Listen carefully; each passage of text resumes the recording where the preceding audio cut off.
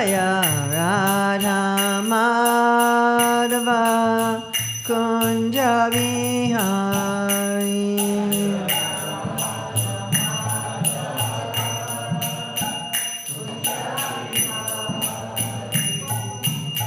Gopi Jana Vallabha Girivaradari.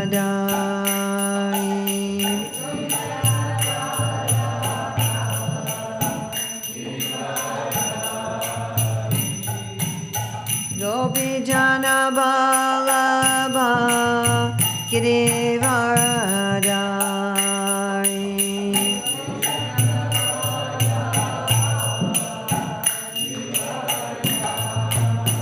Yasodanandana Braja Janaranjana.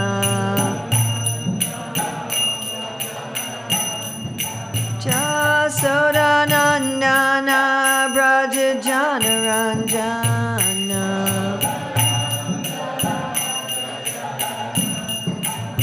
Yamuna Tiravanachari.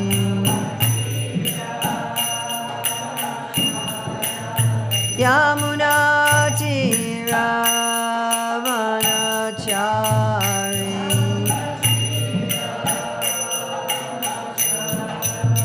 Jaya Radha Madhava Kunja Vihari.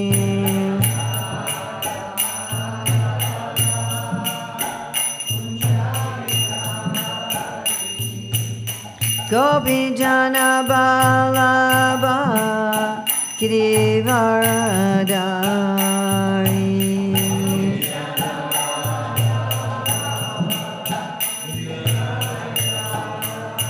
Yasodanandana Braja Janaranjana.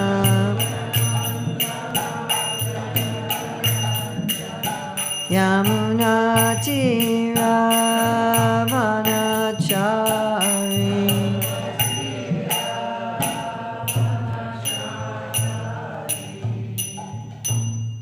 Jai Om Vishnupada Paramaham Sapai Rajikacharya Asatar Sri Śrīmad-Bhāgavatam Sesi Bhaktivedanta Swami Maharaj Prabhupada Ki Jai. ISKCON Founder Acharya Srila Prabhupada Ki Jai. Anantakoti Vaishnava Vrinda Ki Jai. Namacharya Srila Haridas Thakur Ki Jai. Prem Shri Kaho Shri Krishna Chaitanya Prabhu Nityananda Shri Advaita Gadadhar Shri Vasadi Gaur Bhakta Vrinda Ki Jai. Shri Shri Radha Krishna Go Gopinath Shai Mukunda Radha Kunda Giri Govardhana Ki Jai. Vrindavan Dhama Ki Jai. Mathura Dhama Ki Jai. Navadvip Mayapur Dhama Ki Jai. Jagannath Puri Dhama Ki Jai. Gangamaya Jamuna Devi Ki Jai. Bhakti Devi Ki Jai. Tulsi Maharani Ki Jai. Samaveta Bhakta Vrinda Ki Jai. Gaur Premanande. All glories to the assembled devotees. All glories to the assembled devotees. All glories to the assembled devotees. All glories to Sri Guru and Gauranga. All glories to Srila Prabhupada. Nama Om Vishnu Padaya Krishna Prasthaya Bhutale Srimati Bhaktivedanta Swami Niti Namane. Namaste Saraswati Deve Gauravani Pacharani Nivasesa Sundavadi Paskajate Satarani. Vandeham Shri Guru Shri Yuta Padakamalam Shri Gurun Vaishnavamscha Shri Rupam Sagrajatam Sahagana Raghunatham Vitam Sansajivam Sadvaitam Sadvadutam Parijana Sahita Krishna Chaitanya Deva Shri Radha Krishna Padam Sahagana Lalita Shri Vishakam Vitamscha Panchakalpa Tribhischa Kripa Sindhya Chitanam Pavanevya Vaishnava Om Namo Bhagavate Vasudevaya. Om Namo Bhagavate Vasudevaya. Om Namo Bhagavate Vasudevaya. So it's October 12th, 2024 in Rotterdam, Belgium. And we're reading from Śrīmad-Bhāgavatam, Canto 2, Chapter 9, Text 36, the last of the Catur Sloki, which is also Chaitanya Charitamrita Adi Lila, Chapter 1, Text 56. Etavad eva jignasyam tatva jignasunatmana Anvaya Vyatirekabhyam Yat Sat Sarvatra Sarvada Etavat, up to this, Eva, certainly, Jignasyam, is to be inquired, Tattva, the absolute truth, Jignasuna, by the student, Atmanaha, of the self, Anvaya, directly, Vatire Kabhyam, indirectly, yet, whatever, syat, it may be, sarvatra, in all space and time, sarvada, in all circumstances. The Bhagavatam translation by Srila Prabhupada.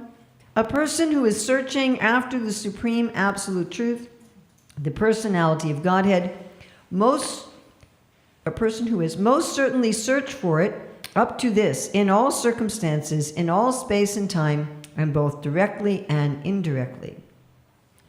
And Chaitanya Charitamrita, translation by Srila Prabhupada. A person interested in transcendental knowledge must therefore always directly and indirectly inquire about it to know the all-pervading truth.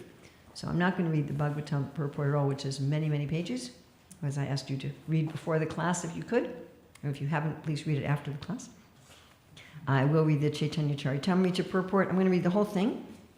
It's not that long, and the end of it is very important and summarizes the whole Catur Sloki, plus summarizes a whole concise statement of our Gaudiya Siddhanta. So Srila Prabhupada's purport, this is again Adi 156.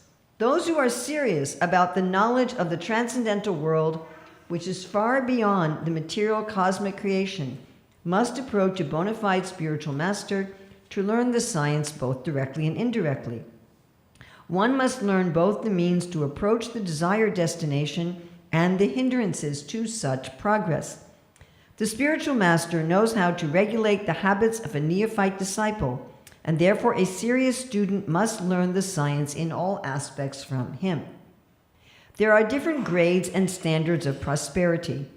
The standard of comfort and happiness conceived by a common man engaged in material labor is the lowest grade of happiness, for it is in relationship to the body.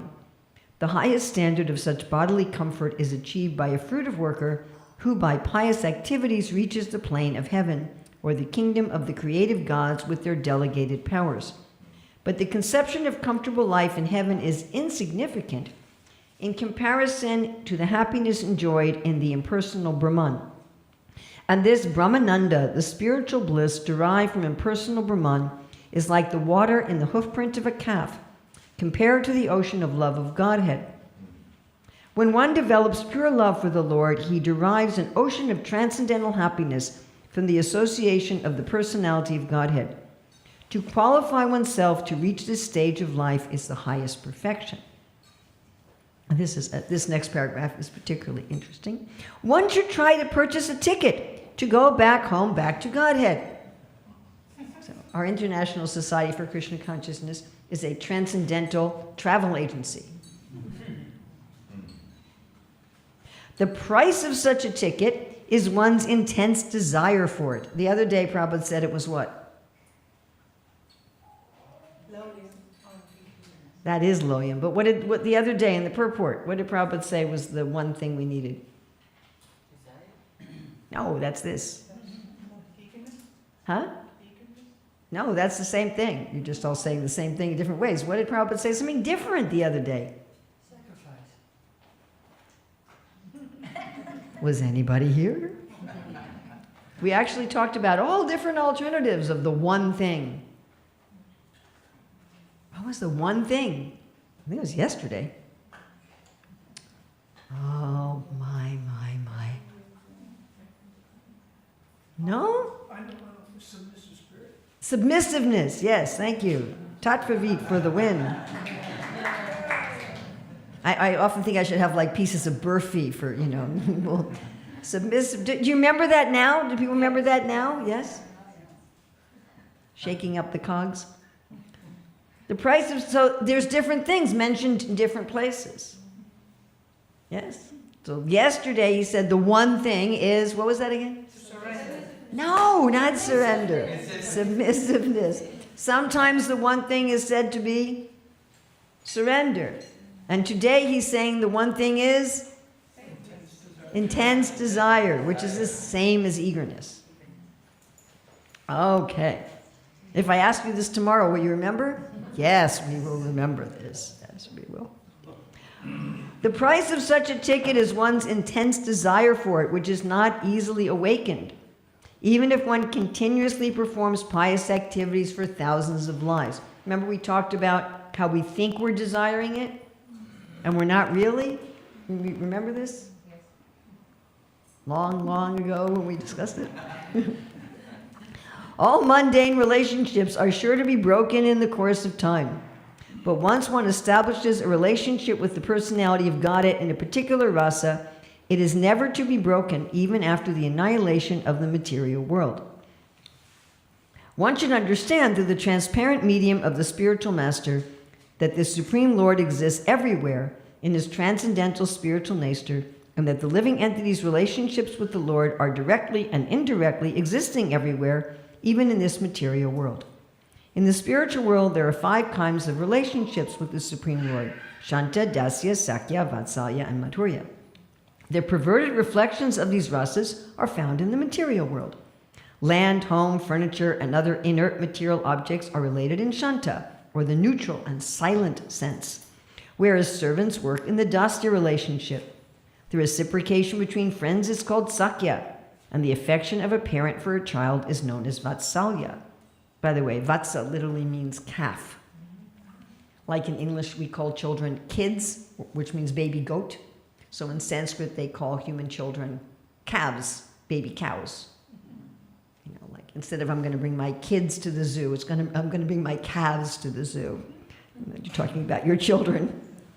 And the affairs of conjugal love constitute Madhurya. These 5 relationships in the spiritual world and the material world are distorted reflections of the original pure sentiments, which should be understood and perfected in relationship with the Supreme Personality of Godhead under the guidance of a bona fide spiritual master. In the material world, the perverted rasas bring frustration. If these rasas are reestablished with Lord Krishna, the result is eternal blissful life. From this and the preceding 3 verses of the Chaitanya Charitamrita, which have been selected from the Śrīmad-Bhāgavatam, the missionary activities of Lord Chaitanya can be understood. So Prabhupada is just now he's going to summarize these 4 verses, and he's going to give an encapsulated, condensed version of our Gaudiya Siddhanta. Now, I hate to ask this question. Does anyone remember from the first verse of the Catur Sloki when we were talking about having a concise statement of Siddhanta? Does anybody remember that? And how are we defining Siddhanta? Truth that is what? 3 things. Eternal, transcontextual, and universal. Now that's different from if you're just talking about, okay, did you decide if you want to go to Brussels or Antwerp today? What's your Siddhanta? What's your conclusion? You can use Siddhanta like that. But when we're talking about our philosophical Siddhanta, we're talking about things that are true when? Always. Where? Everywhere. For whom? Everyone. In what circumstances? All. Now remember we talked about how we use a concise statement of Siddhanta when we're trying to understand Scripture. Does anybody remember that? We talked about 4 ways that every statement of Scripture and every statement from Guru and our Acharyas can be compared to Siddhanta. Does anybody remember those? Yes? It's just either Siddhanta. It is Siddhanta itself, so it's a restatement of Siddhanta. Okay? What else could it be? This is, if you get this, everybody, Your ability to deal with confusing or difficult statements from Srila Prabhupada or Acharyas or the Shastra will be greatly enhanced. Yes? It's applied Siddhanta. It's contextualized Siddhanta. So you have the universal and eternal, but not the transcontextual. You have a contextualized Siddhanta. Okay, what's the third category? Yes? It points at Siddhanta. Points at Siddhanta. Pretty much all your difficult statements are going to be in that third category. It's not Siddhanta, it's not contextualized Siddhanta, but it refers to Siddhanta. It points to Siddhanta. And our last funny category is Kamsa saying, arrest Nanda Maharaj, take away Krishna Balaram's jewels, throw... Always. Always? You're going to always take away Krishna Balaram's jewels? No. Oh my goodness, don't let her anywhere near the deities. So what's the fourth category? It can be applied always. What's the fourth category of Shastric statements? They're either a restatement of Siddhanta, a contextualization of Siddhanta, pointing to Siddhanta, or against Siddhanta. Are Kamsa's statements against Siddhanta, Mahalakshmi? Yes. Thank you. Are they in the Shastra? Yeah, okay. That's Are Kamsa's statements in the Shastra? Are they in the Shastra? Yes. They're in the Bhagavatam, which is our supreme authority. Are all the statements in the Bhagavatam Siddhanta? No. Otherwise, you're going to take away all the deities' jewels. You take away all of Jagannath and Balaram's jewels and wealth and throw them off the altar. Is everybody clear on this? I don't understand the question. Okay, I've got a statement in the Shastra. What was the example I gave? The question of the general question for the 4 points. Okay, you have a statement in the Shastra. What was the example I gave 4 days ago of the statement in the Shastra? I gave an example from Bhagavad Gita. Arjuna, get up and fight. Stand up and fight. Yes, I want to understand what this means. What does this statement mean? Stand and fight. Do your duty. Okay, what did you just do? Is that the literal meaning of the statement?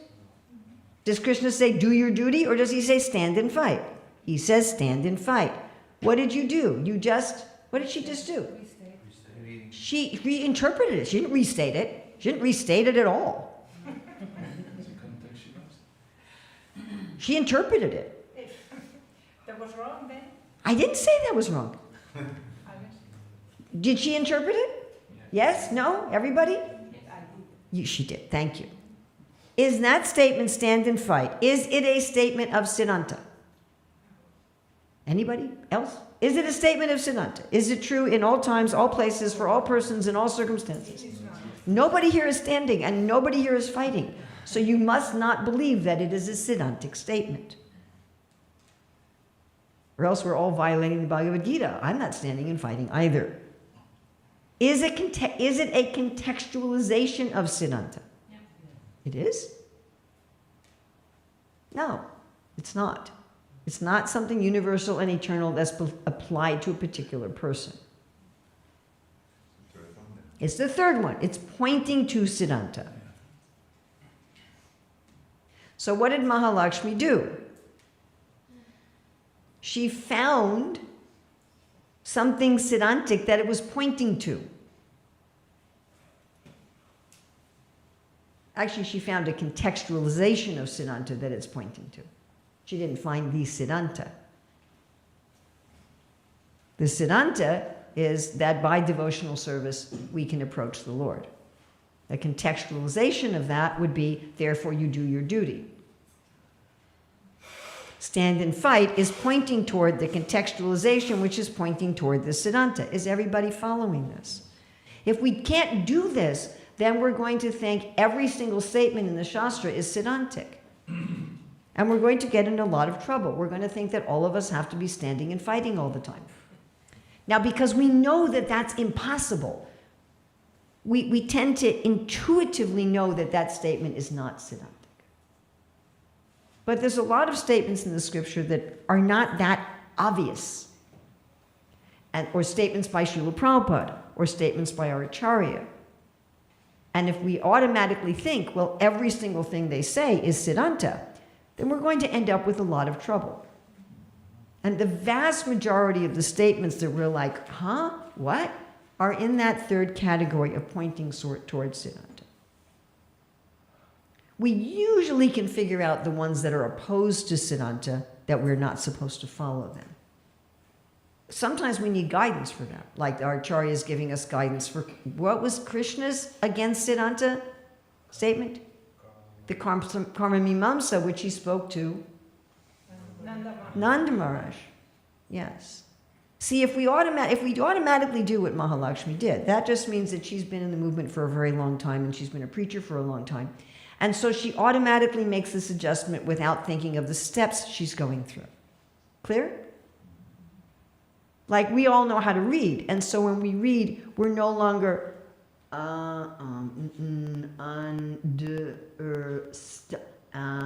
understand. We're not doing that. We did that when we were 5. And now we just say understand. Oh, that says understand. Or if we're doing mathematics. Yeah? What's 100 minus 17? Oh, boom, it's 83. How did you do that? You know, it's automatic. But the problem is when these things are fully automatic and we don't understand the processes we're going through, we may make a mistake of putting something in the wrong category. Clear? Clear? And a tremendous amount of our philosophical conflicts in our Hare Krishna movement, a tremendous amount of our practical conflicts, our sociological conflicts, are coming from this. That people are just on automatic pilot. You know, they're thinking because everything in the Shastra is true, that means everything in the Shastra is Siddhanta. Or because everything Srila Prabhupada said is true, everything Srila Prabhupada said is Siddhanta. That's complete rubbish. I've sent you a check in the mail, Prabhupada would write in a letter. Please get it from the post office and do the needful. Is that a statement of Siddhanta? No. Right? And tomorrow, Krishna willing, we'll look at one of these very odd things where Prabhupada appears to say two completely opposite things in the Bhagavad Gita. So, in order to compare any statement from Guru Sadhu Shastra to Siddhanta, you have to know what the Siddhanta is. Duh, right? Okay. So, a Siddhanta, we're talking about Siddhanta again. It has 3 qualities. It's what? Universal, eternal, and transcontextual. It's true in all time, all places, to all living entities. Does that sound like this verse to me? A person who is searching after the supreme absolute truth, the personality of Godhead, most certainly search for it up to this, most certainly search for it up to this, in all circumstances, in all place and times, and both directly and indirectly. Does that sound somewhat similar? Interesting, isn't it? So I've got to know what the concise statement of Siddhanta is.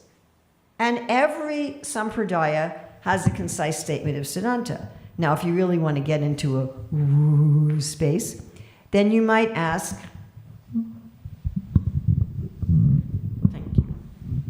thank you. Then you might ask, if we're talking about universal, eternal, and transcontextual truth, why doesn't everybody describe it exactly the same way?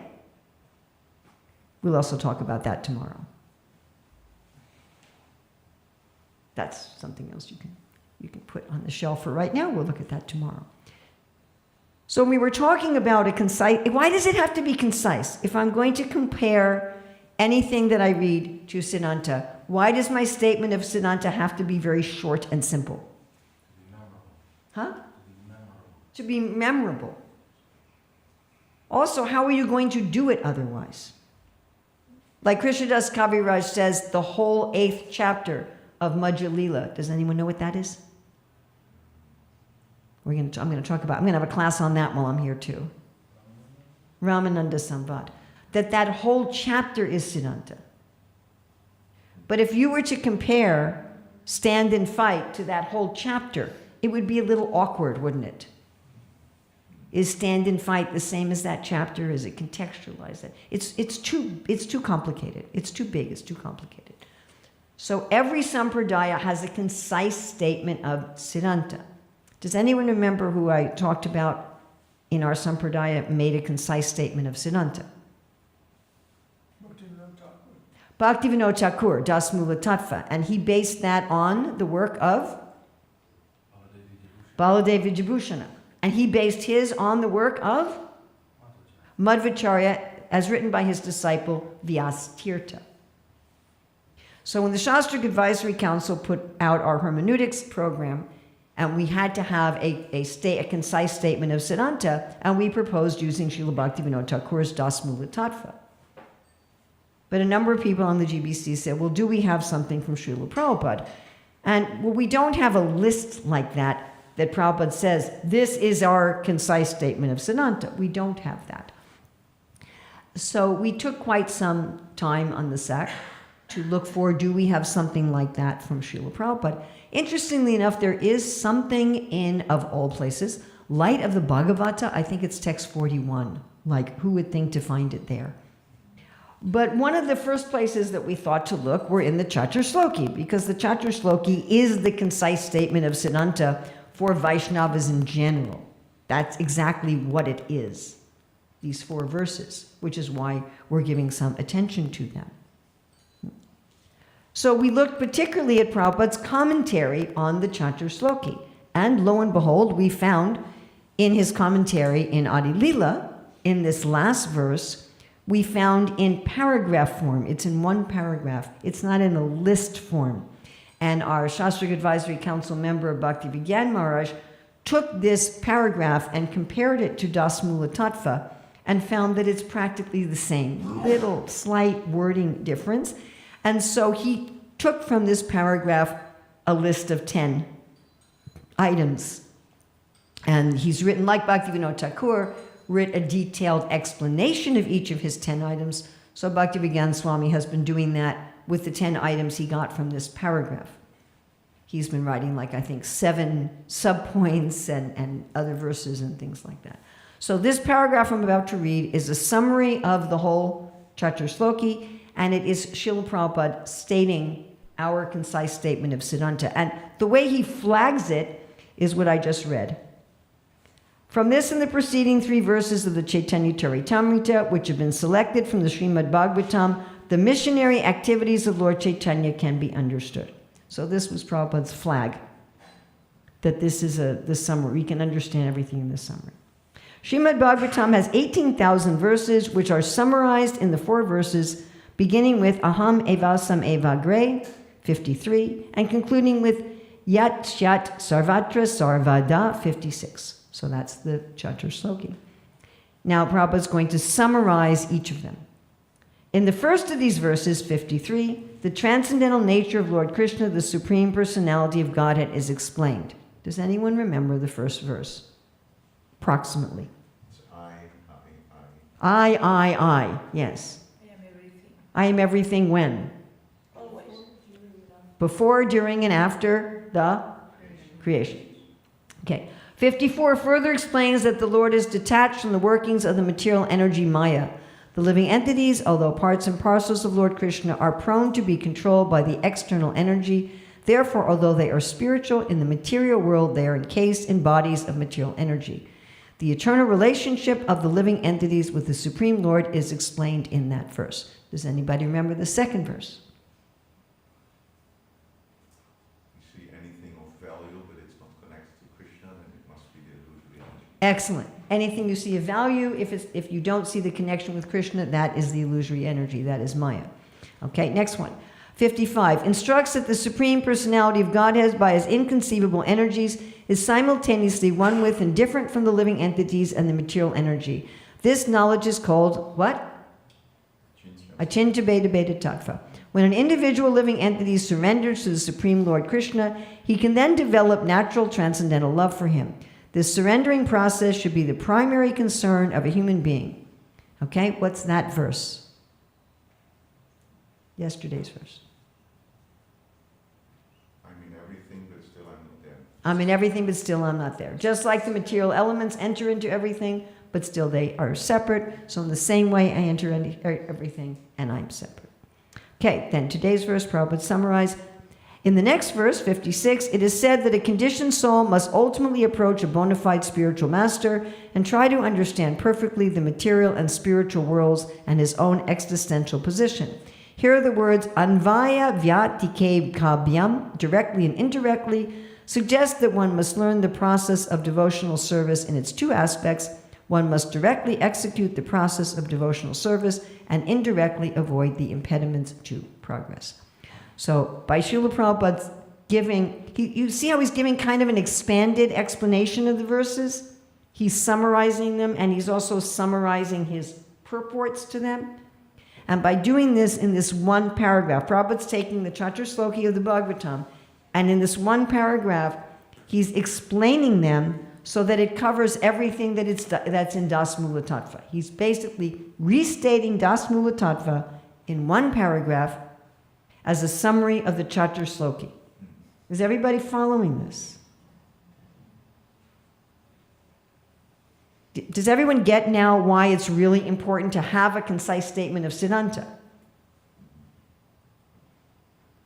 What happens if we don't have a concise statement of Siddhanta? It's easy to deviate. It's very easy to deviate. And I've heard devotees say all kinds of really bizarre things as Siddhantic. Like they'll say, this is our Siddhanta, and I'm like, what? Where is it in our list of Siddhanta? And they'll usually oh, that went well. They'll usually take something from category 3 and put it forward as Siddhantic. Is that clear? They'll take something that's just like pointing to Siddhanta and say, well, that's Siddhanta. All right. Yes. Opposed to Siddhanta. Sorry for the trouble. There isn't much in the Shastra and from our acharyas that oppose Siddhanta, obviously, but there is. I haven't counted the number of verses in the Bhagavatam spoken by demons, but there are quite a few. Now, sometimes our acharyas will take those verses and try to skew some Siddhantic meaning out of it. You know, well, they're not really saying Krishna is the lowest of men. They're saying Krishna is one who pushes everyone down, and you know they'll turn the demons' meanings around to at least get something that points to Siddhanta. Thank you so much. So sorry for the trouble.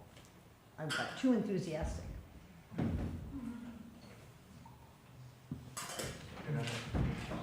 Yes. For example, Hiranyakashipu is speaking verses, but they are Siddhanta. Now, Hiranyakashipu does speak Siddhanta, so it's not that every verse from the demons is opposed to Siddhanta, but there are verses from the demons that are opposed to Siddhanta. There are even verses from God that are opposed to Siddhanta. So you can't say, if God speaks it, it's Siddhanta. That's far out in and of itself. And you can't say, if the demons speak it, it's opposed to Siddhanta. That's also far out in and of itself. Yes? Shishupal, for example. Shishupal is another good example. Kamsa to Vasudeva? Well, Kamsa to Vasudeva was speaking Siddhanta. So we do have instances where the demons speak Siddhanta. What do they say? Broken clocks are correct twice a day. So, sometimes Siddhanta comes out of the mouths of demons. Yes? But you say that Krishna is the absolute truth. Is that not a conflict? That Krishna is the absolute truth. So how can the absolute truth speak something against Siddhanta? But he does. So How does he do that? I don't know, maybe you'll have to sit down and have a talk with him about that. Why does he do that? I mean, obviously, our acharyas tell us that Krishna is speaking the karma mimamsa philosophy as a way of moving his devotees away from demigod worship. And, Krishna doesn't go to the devotees in Vrindavan and say, I'm God, worship me. That would disturb their yoga maya, which we talked about the other day. So instead he says, well, you don't have to worship any god, just worship Govardhan Hill. And so we understand those statements in terms of rasa rather than in terms of tattva. And so they're, in one sense, they're pointing to Siddhanta because they're pointing to rasa. But in order to do that, you have to interpret them. You can't, if you take them at face value, they're pointing away from Siddhanta. If you interpret them, then you can get them to point towards Siddhanta. Yes? I was wondering if Siddhanta is spoken, but it's like Hiranyakashipu. What he speaks is Siddhanta, but it's not complete because he only speaks about living entities. There's no mention of God in there. Okay, well, Dasmula Tattva has, Dasa, it has how many points? 10. Not every one of them has God in the word, in the statement.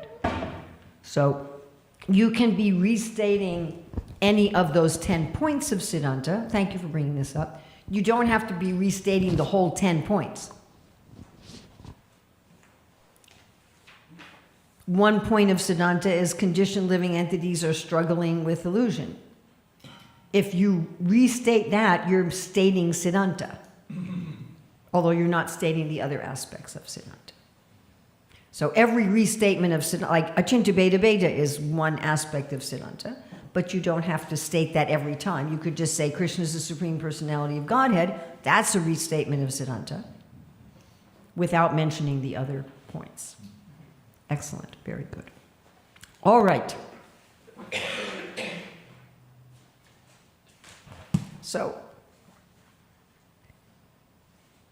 it's interesting that Srila Prabhupada talks about directly and indirectly, in terms of directly meaning what you should do, and indirectly meaning what you shouldn't do. He says it here. Directly execute the process and indirectly avoid the impediments, and he says the same thing in his Bhagavatam purport when he's talking about directly and indirectly. And at the same time, this whole verse and purport is about the fact that in one sense bhakti has no hindrances. It's available in all times and in all places and in all circumstances to all living entities. So this comes down to a very basic question, because the process of surrender, the first two aspects of the process of surrender, are to accept what's favorable and to reject what's unfavorable. So, does that mean that I have to have the right place and the right time and the right circumstances in order to do bhakti? Does it mean I have to be pious to do bhakti? And Arjuna asked a question in the beginning of the 12th chapter of Bhagavad Gita, maybe I should get liberated first and then I can do bhakti. Maybe I should first try to understand the self and Brahman and then I should do bhakti. I just had someone the other day say to me, well, I don't really know if I can practice bhakti. I don't know if I can think about Krishna because I'm not chanting my rounds anymore. So it seems wrong for me to think about Krishna when I'm not chanting my rounds.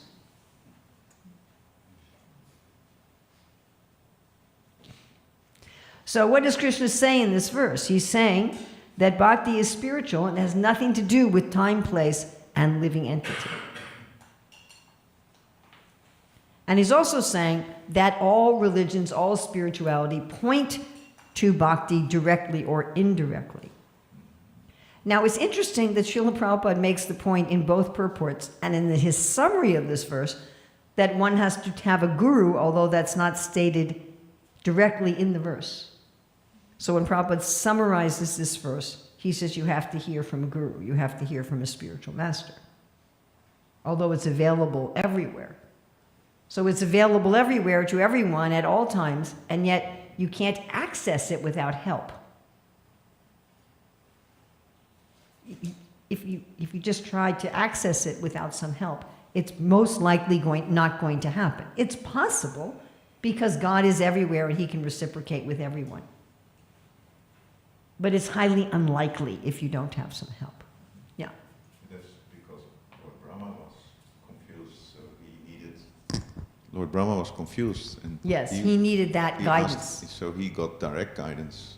So it's linked. Yes, well, that's why it's implied. Thank you, Ekachakra Grandprabhu. That's why it's implied, because this whole conversation happens because Lord Brahma is like, "What's going on?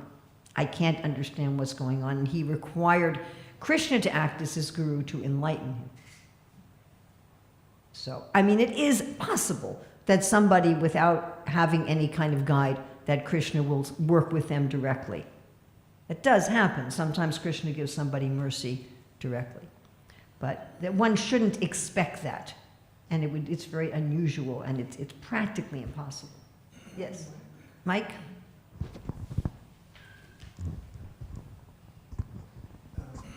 Recently, in the month of May, this exhibit on the Ramayana by Annapurna, her paintings, opened in May, and the catalog that Mahaprabhu published contains an essay by Garuda in which he writes about people in India. There's a certain group of people in a particular geographic area of India who got direct inspiration from Lord Ram to become his bhaktas. I forget how exactly the details, but Garuda makes a section of his article about this group of people because he wants to point out that the Lord sometimes directly inspires people to worship him. Yeah, it does sometimes happen. Like Robert says, you might get an honorary degree.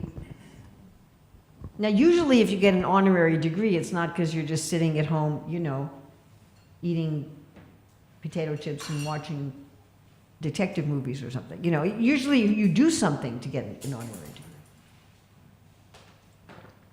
And sometimes it says that Krishna takes the form of one's guru, but generally one needs some help. Okay, so directly and indirectly, what does this directly and indirectly mean? So Prabhupada talks a lot in both the purports about indirect things, right? He talks about what do people consider ultimate happiness. Talked about sense gratification, going to the heavenly planets, impersonalism. He's saying, no, you need to go directly. You need to actually go to the truth. Don't take an indirect way. You need to understand that the Lord is the goal. And one should be one-pointed. One should be always searching. Right? This is Prabhupada's talking about in the Chaitanya Charitamrita purport that we read. What did he say? One should do what? One should purchase a ticket. We're a transcendental travel agency. We're selling tickets back to home, back to Godhead. And the price is our eagerness, our desire for it. We talked about this yesterday, how we might say, well, I desire it. Why am I not getting it? But it's not desiring to go back to Godhead as if it were just some really far out heaven. And often our so-called desire to go back to Godhead is either a bhakti or mukti thing. Like, I want to go back to Godhead because I'm so tired of suffering in this material world, or I want to go back to Godhead because I've understood that that's a lot better than Indra's heaven or Brahma's planet, and I want the best place for my sense enjoyment. And that's not really a desire to go back to Godhead. So therefore it doesn't work. I really want it. Why isn't Krishna giving it to me? He says, because you don't really want what it is. You're wanting something that you've imposed on it rather than what it actually is. So it's a great desire to love and serve Krishna. It's anyabilasita sumyam ganakarma anavritam anukulena Krishna anushilanam bhakti uttamam. It's that we have to have a great desire for. And everything in our conditioned nature fights against that. My desire as a conditioned soul is that I want to be the Lord and I want to be the enjoyer. And I want to have unimpeded enjoyment. Like Hiranyakashipu, he says, I want my rulership and my enjoyment to be without impediments. So that is our deep, deep-seated desire. And until and unless that changes, we can't purchase the ticket. It's like you've got the wrong currency or something. Right? I learned the hard way that except for the major currencies, like American dollars and euros and British pounds and Japanese yen, all the other currencies you have to exchange in that country. Generally speaking, some exceptions. You can change Indian rupees in Dubai and Abu Dhabi because so many Indians go through there. But like I had the experience of getting rubles in Russia and not changing them into dollars in Russia, and I couldn't change them anywhere. I finally just gave them to a devotee who was going to Russia, and said, "Here, take these." You know? Yeah, the same experience. So it's kind of like you know, you're coming here in Brussels to purchase your airline ticket, and all you have is Russian rubles, and they're like, "Sorry, it's the wrong currency. We don't accept that. We won't change it for you." So if I'm going to buy Krishna Prema with a desire for bhukti and mukti, however much I've disguised that to myself, and however much I fooled everyone else in the Hare Krishna movement, it won't be the proper currency. Okay, so we should have this one-pointed determination in all places, in all circumstances, in all times. I am going to purchase this ticket somehow or other. So also directly and indirectly can be directly that the Bhagavad Gita and the Bhagavatam is pointing to bhakti and prema, and indirectly the Varnashram system is pointing to it. As we discussed in the 9 principles of career dharma, that one of those principles is yajna. You can't actually have prosperity without yajna. And one of those principles is cherishing your prosperity and field of work, and you can't really do that either unless you have some concept of divinity. There has to be some connection with some concept of divinity in order actually to cherish your prosperity and your field of work. So that, therefore, asuric varnashram, without those things, tends to become exploitive. So that's an indirectly. All right, so there's different ways this verse can be interpreted. It can be interpreted in terms of sadhana bhakti, that the process of bhakti is available to anyone, anywhere, always. It can also be interpreted in terms of pure bhakti or rasa. You notice Prabhupada talked about rasa? That having our relationship with Krishna, having our eternal pure relationship with Krishna is available anywhere, always, to anyone. And we're really going to look at the to anyone. And Vishwanath Chakravarti Thakur also says this verse can be interpreted impersonally, which we'll look at briefly. Okay, in terms of sadhana bhakti,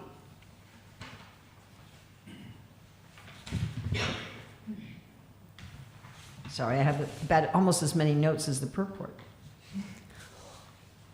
Okay, so if we look at, Srila Prabhupada quotes actually this verse in the purport here, that if whether you have all desires, whether you're free from desires, or whether you desire liberation, if you have good intelligence, you'll worship the Lord. That's Bhagavatam 2:3-10. So Prabhupada quotes that here. It doesn't matter who you are, you can engage in bhakti.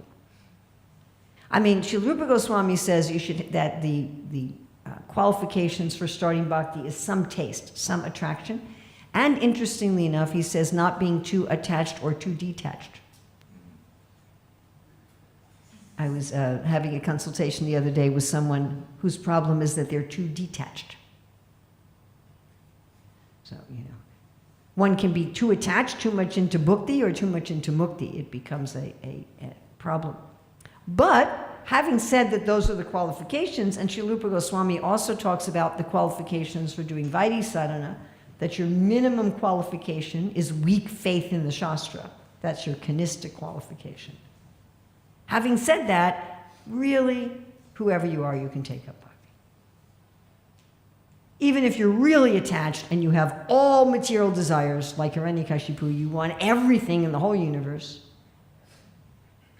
that seems a little excessive to me.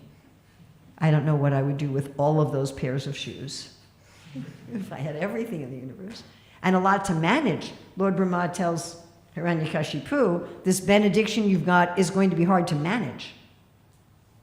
So even if you want everything in the universe, or you want liberation, you want nothing, or you actually want bhakti, you can still take up bhakti. Okay. Then the negative, remember Prabhupada talks about that indirectly means getting rid of the hindrances. So Prabhupada's quoting 2:4-17, that without worshipping the Gyanis, Karmis, the specialized karmis, the yogis, the scholars of the Vedas cannot attain any benefit. So no matter what else you do, and Prabhupada talks about in both these purports, people who are interested in just sense enjoyment, who are interested in philosophy, who are interested in mystic power, if they don't actually look for the supreme, they're not really going to get anything. Krishna has this heavy verse in the Bhagavad Gita about everything they do is going to be spoiled. All their fruit of activity, all their hopes for liberation, it's all going to be spoiled. Okay, one can do sadhana bhakti in all places. So in order to do pious works, you have to have certain circumstances have to be proper. Right? Like you can only give pious charity at a proper place and time. We talk about charity in the modes. As soon as you have the wrong time for your charity, it's in tamagun. You can be giving charity to a worthy person for a worthy cause and with respect. You do it at the wrong time. You do it when they're on the toilet, tamagun charity. Immediately. You know, the big problem with Diti, how she got here on Yakshan Hiranyakashipu, was the wrong time. I mean, Kasyapa, you know, he's the father of Vamandev. Diti's the sister of Aditi. I mean, these are both very exalted personalities. They're not ordinary human beings. They should be able to have very exalted children, but it was the wrong time. So just some little thing about the wrong time, everything's messed up. So in karma, you get your timing wrong, it's messed up. You know, you get your syllables wrong in your yagyas. There's that yagya where, you know, they were doing a yagya to have a male child, and then the wife goes up to the priest in the middle and says, actually, I'd like a daughter. And he gets distracted and he says the mantra differently, and then they get a daughter. Or, you know, let's get some being who'll be the enemy of Indra, and you say the mantra a little wrong, and you get someone of whom Indra is the enemy. You know, you mess, just some little mess up, you know. And you can't do gyan at any time. Again, you have to have a really peaceful place to philosophize. You're not going to philosophize during rush hour traffic on the train in Japan, you know. It's not a very good place to philosophize. The same with performing yoga. Krishna says you have to go to a secluded place, you have to sit on deerskin, you have to look at the tip of your nose and just eat the fruits and roots. And you have to be, you know, celibate without compromise, without being married. It's very particular. If you don't do that, Prabhupada criticizes the Astanga yoga in the cities. Where people, you know, let's have our cup of coffee in the morning and go to yoga class. And then go night clubbing in the evening. And it's not going to work in that kind of circumstance. Right? And then, in Prabhupada also in this purport says, everywhere means in every part of the creation of the Lord. The Lord can be served by the senses or simply by the mind.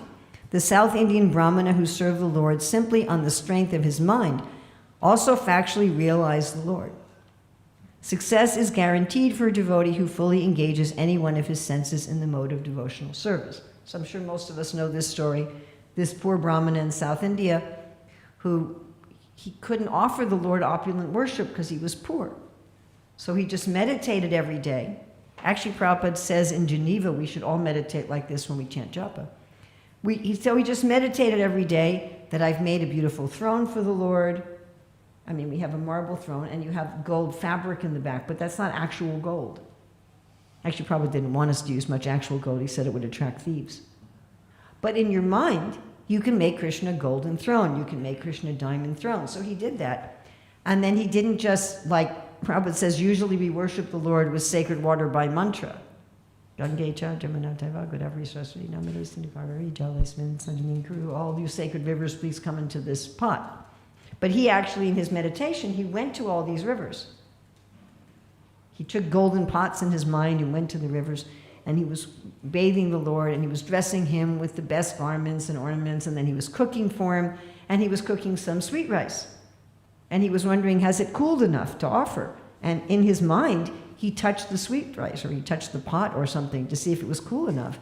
And in his mind, he burnt his finger. At which point, he broke his meditation, and he saw that he actually had a burn on his finger. And then in Vaikuntha, Lord Vishnu starts laughing. Actually, Prabhupada says the gopis, they're always just thinking, how can I make Krishna smile? And Lakshmi Devi says, my dear Lord, why are you laughing? Imagine you're sitting next to someone else and they're like, what are you laughing at? And he said, you'll see. And he brought the devotee in his spiritual form to the spiritual world. There's a very interesting story. Someday I will memorize the name of the city. This is a true historical story, also from South India. So there was a very poor man who was a worshiper of Lord Shiva. And he wanted to build a temple to Lord Shiva, but he didn't have the money. So he decided to build it in his meditation. Meanwhile, a few villages away, there was a very rich king who was also a devotee of Lord Shiva, and he was building an actual physical temple. So these two things were going on simultaneously. This rich king was building an actual physical temple, and then there was this poor devotee who was building a mental temple. And it takes years to do this, and the poor devotee who was doing it mentally also took many, many years, because he went through all of the steps of construction in his mind. So the king was ready to install the deity of Lord Shiva in the temple, and then he has a dream, and Lord Shiva comes to him and says, I'm sorry, I cannot be present at your temple on the installation day, because on that day I'm going to be installed in another temple a few villages away. And the king was very curious. He thought, I never heard about some big temple construction going on in this other village. What's happening? So he takes his retinue, and gradually he finds this devotee, and he says, where's your temple? And he's like, it was all in my mind. So that's a very, very famous story. Now that doesn't mean we should do things in the mind if we actually have stuff. Okay? If you have real gold, you don't just imagine it. Not that we used to have a physical magazine, I think it was called Spirit, that was printed every so often about the activities of the movement, and in the end of it, it had what we call personal ads. People looking for a husband or wife would write something there, describing themselves. Now that's all on the internet. And so this one devotee had wrote, my favorite first service is to sleep and dream of Krishna. So I don't think you get very good marriage prospects for that.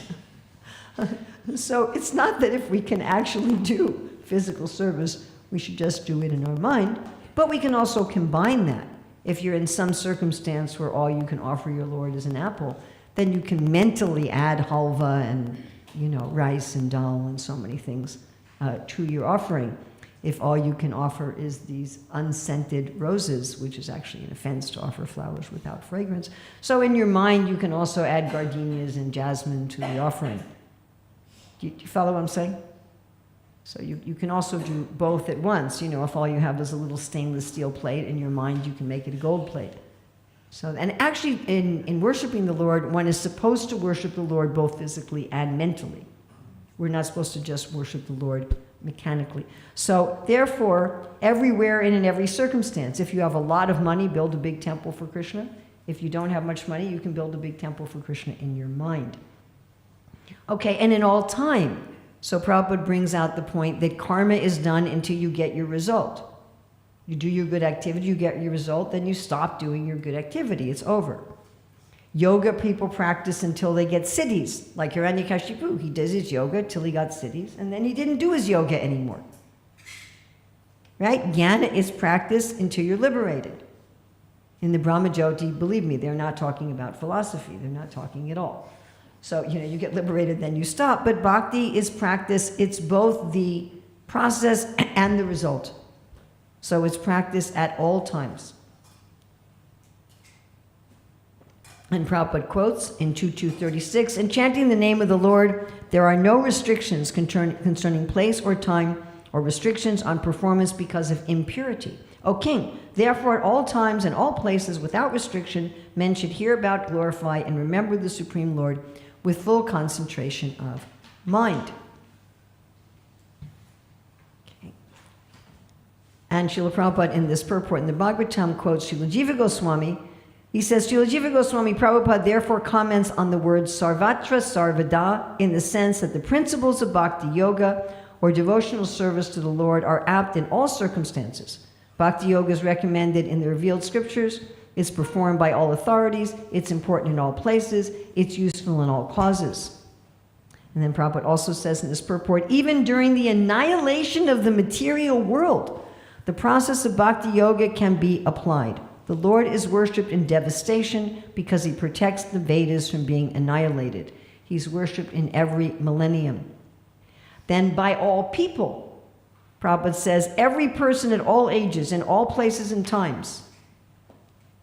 Sincerity is the only qualification. Prabhupada says, practice is applicable to all types of people, including the practitioners of karma and gyan. Even those who are the most fallen by birth, even the most fallen by activities, in all stages of life. Who is the example of bhakti in the womb? Parikit, yes, and Prahlad. He gives the example of Prahlad, but Parikit will do also. Bhakti as a child, Dhruva. As a young person, Ambarish, and practiced even in hell, he says.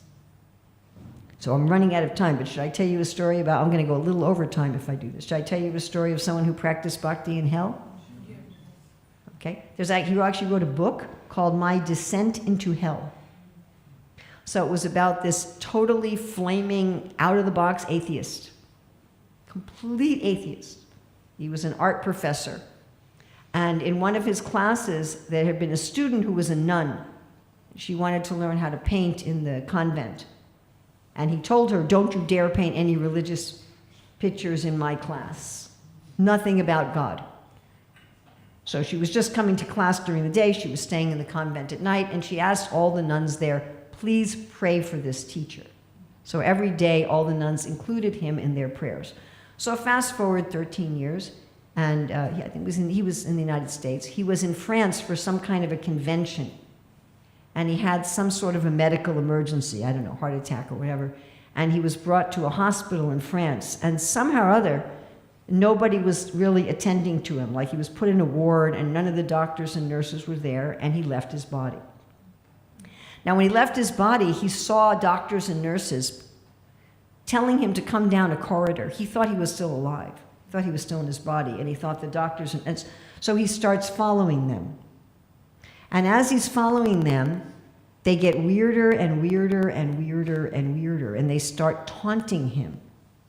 And gradually, they take forms of demons.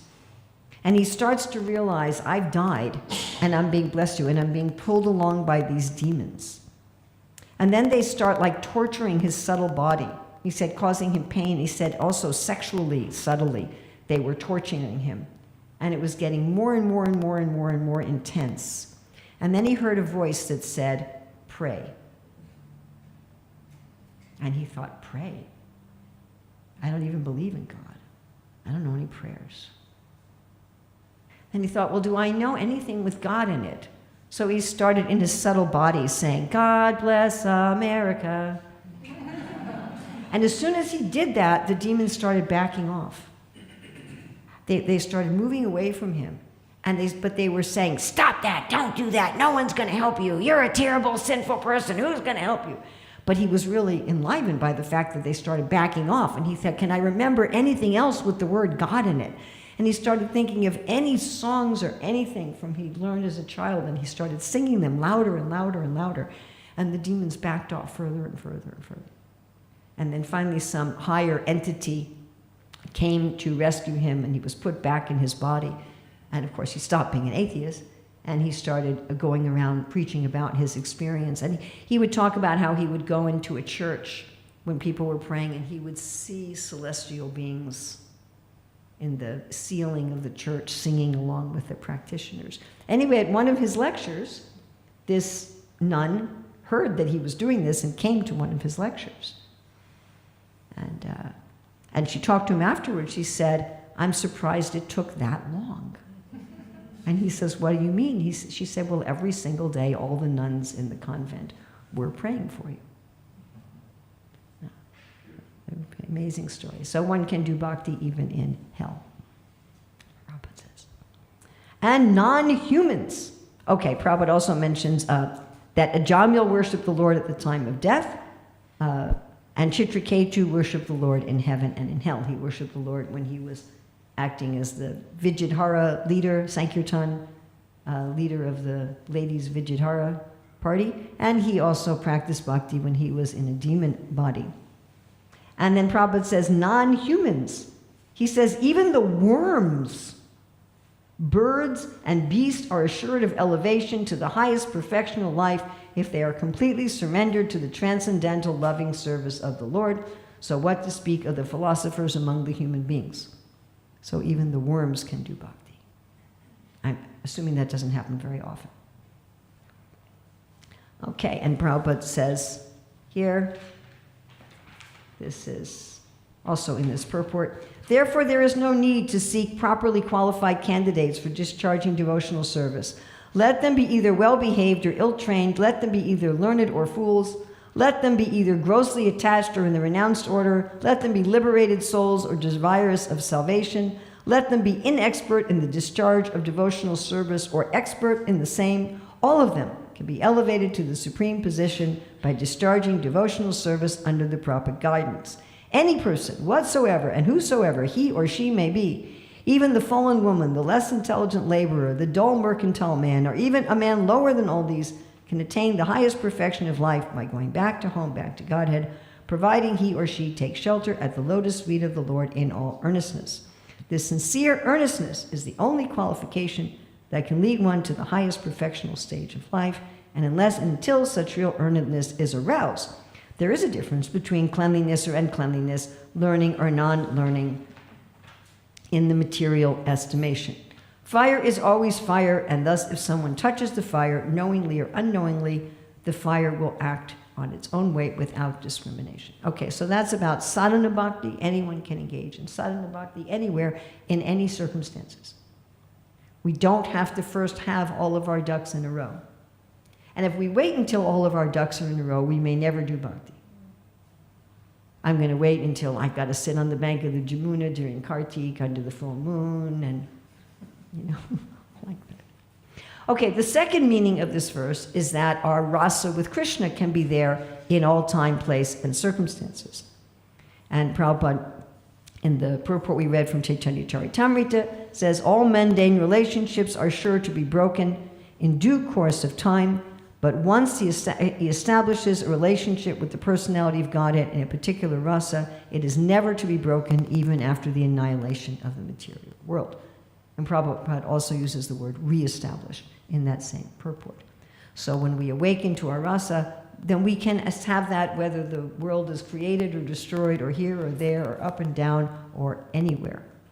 Yes, and Srila Vishwanath Chakravarti Thakur, in commenting on the rasa application of this verse, says the person desiring the highest truth must experience rasa, which produces bliss through meeting and separation. So he's defining the directly and indirectly as meeting and separation, and continues in all places eternally. So Vishwanath Chakravarti Thakur is like retranslating the verse into the person desiring the highest truth must experience rasa, which produces bliss through meeting and separation and continues in all places eternally. Which is why Srila Prabhupada's talking about rasa in both of his purports. And Vishwanath Chakravarti Thakur says even the impersonalist can understand this verse in reference to Atma and Tattva, that one can understand the truth of oneself in all situations, directly and indirectly, no matter who you are, and in all circumstances.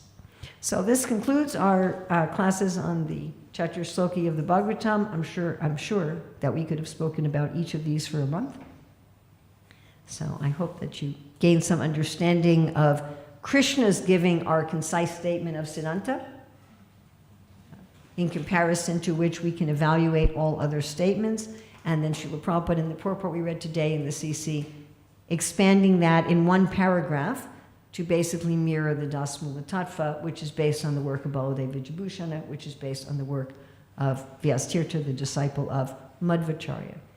So it is very important, if we want to adequately understand and explain the statements of Guru, Sadhu, and Shastra, it is important for us to understand what is our concise statement of Siddhanta, so that we can compare everything else to it and take our understanding accordingly. If you want to go deeper into that, the Shastric Advisory Council does have an 8-lesson course on hermeneutics and a 280-page book to go into it in more depth for those of you who really like a deep dive. So again, thank you very, very much. All glories to Srila Prabhupada.